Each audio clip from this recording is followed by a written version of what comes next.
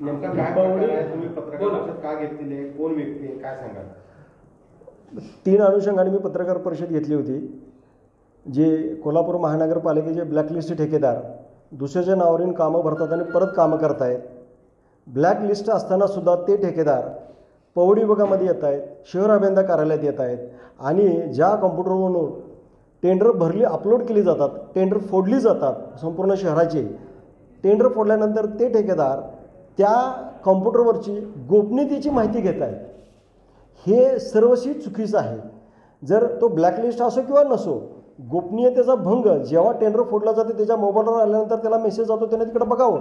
महापालिकेच्या जर येऊन कॉम्प्युटरमध्ये जर तो फोटो काढत असेल, शूटिंग करत असेल, एक आमच्या निदर्शनास आलं म्हणून आम्ही ते माहितीच्या अधिकाऱ्यांना व्हिडिओ मागवला. असं अनेक किती विभागामध्ये किती असे घोटाळे चालत असतील, अशी कुठली कुठली यंत्रणा आहे. ही बाब शहर अभियंत्याच्या निदर्शनास आणून दिली होती, तर त्यांनी सांगितलं आम्ही कोणाला अडवू शकत नाही. मग मला सांगा, आता ह्या ठेकेदारचा मी व्हिडिओ तुमच्या माध्यमातून मी प्रशासनाला बघावा आणि त्यांनी त्या व्यक्तीवर फौजदारी गुन्हा दाखल करावा, ही माझी विनंती आहे. दुसरा विषय, कोल्हापूर महानगरपालिकेचा आजच्या कामाचा दर्जा ढासळण्याचं कारणच हे आहे की ठराविक ठेकेदार ह्या महापालिकेमध्ये अधिकाऱ्यांना हाताशी धरून स्वतः नियमावली बनवतात आणि 350 रजिस्ट्रेशन असणाऱ्याला ठेकेदाराला कोणालाही ह्या महापालिकेमध्ये एंट्री करू देत नाहीत, कुठले ना कुठले तरी कारणं सांगून.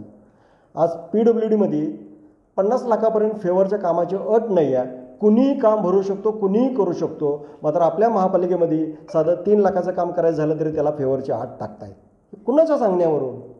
हे महापालिकेला, प्रशासनाला, प्रशासक मॅडमना काही अधिकारी चुकीची मिसगाईड करतायत आणि मिसगाईड करून काही कॉन्ट्रॅक्टरना हाताशी धरून ह्या शहराची वाट लावायची ठरवलेलं आहे. आज तुम्ही बघा, 1.5 महिन्यापूर्वी 2 महिन्यापूर्वी झालेले रस्ते, एखादं खराब कापड असतं ना मिलमधलं, ते आपण घातलं आणि 1-2 झाले की पूर्ण गोळे येतात कापडावर. तसे ह्या शहराची दयनीय अवस्था झालेली आहे. तुम्ही महालक्ष्मी परिसर बघा, तुम्ही मिरजगड तिकटीचा स्तंभ आहे, त्या स्तंभाच्या बाजूने बघा सगळे गोळे आलेत. एखादी लेडीज जर प्रेग्नेंट लेडीज दवाखान्यात गेले तर त्याची त्या रोडवर डिलिव्हरीची अशी परिस्थिती रोडची आहे. तुम्ही इंदिरासागरच्या समोरचा चौक बघा, मृत्यूचा सापळा आहे तिथं. तुम्ही आता जाऊन बघा, लाईव्ह घ्या. तिथं मोठ्या अवजड वाहनं हॉकी शेडून येत असताना कित्येक तिथं ॲक्सिडेंट झालेले आहेत आणि कित्येक तिथं मला वाटतं 2-3 दुर्घटना मोठ्या घडलेल्या आहेत तिथं. त्या अशी परिस्थिती, प्रशासन डोळे झाकून बसलेलं आहे तिथे.